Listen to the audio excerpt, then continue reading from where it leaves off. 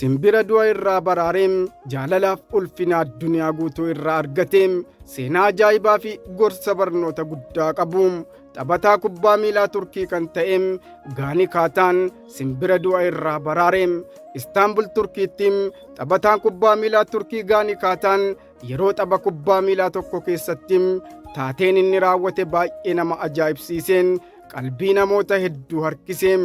Taateen kun gaafa gurraan dhala 22 bara 2026 yeroo faayinaal pilaay oof liigiin amaaturii kutaa tokkoffaa Istaanbul naannoo Zayitiin Burnu keessatti geggeeffama ture irratti mudate. Tapha sana keessatti karra garee Istaanbul Yordomispoor kubbaa gara fuulduraatti rukute. Kubbaan sun akka carraa ta'eem simbira galaana istaadiyeemii sana keessa balali'aa turte tokko rukute. Simbirri sun humna rukuttaa sanaatiin battalumatti lafa bu'uun kuftee of wallaalte. Yeroo taphattoonnii fi daawwattoonni taatee kana rifatanitti hoogganaan garee Gaanii Kaataan ariitiidhaan gara simbira sanaatti fiige. Simbirri sun sochii tokkollee akka hin qabne hubachuun lubbuu ishee baraaruuf tattaaffii gochuufii jalqabe. Kaataan mala gargaarsa yeroo ariifachiisaa CPR irraa fakkeenya fudhachuun qoma simbira sana suuta dhidhiibaa ture. Kaayyoon isaa hafuura deebisuuf akka of wallaalummaa irraa dammaqxu gochuu ture. Namoonni hedduun abdii kutatanillee inni carraaqqii isaa itti fufe.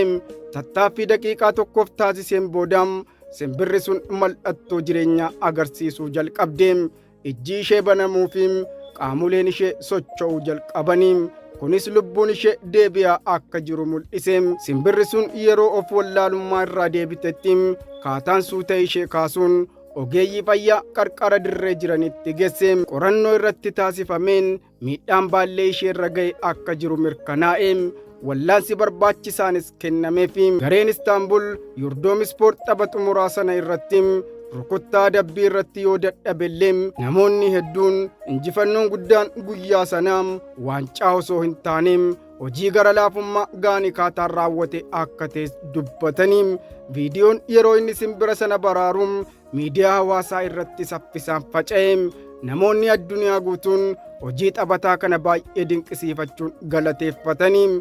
Deeggartoonni kubbaa miilaa fi jaallattoonni bineensotaa gocha isaa kanaa akka fakkeenya nama gaarii tokkotti ilaaluu jalqabanii. Erga taateen sun mudatee booda Kaataan akkana jedhee dubbate. Lubbuu tokko baraaruun waancaa tokko mo'achuu caalaa anaaf hiika guddaa qaba jedhe.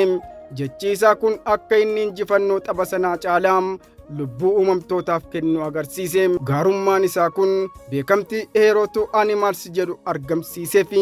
Gochi Gaanii Kaataa kun kubbaa miilaa keessatti qofa osoo hin taane gara laafummaa jaalala uumamaaf qabnuuf lubbuu uumamaa kamiifuu kabajuun hammam akka barbaachisu addunyaa guutuutti agarsiise.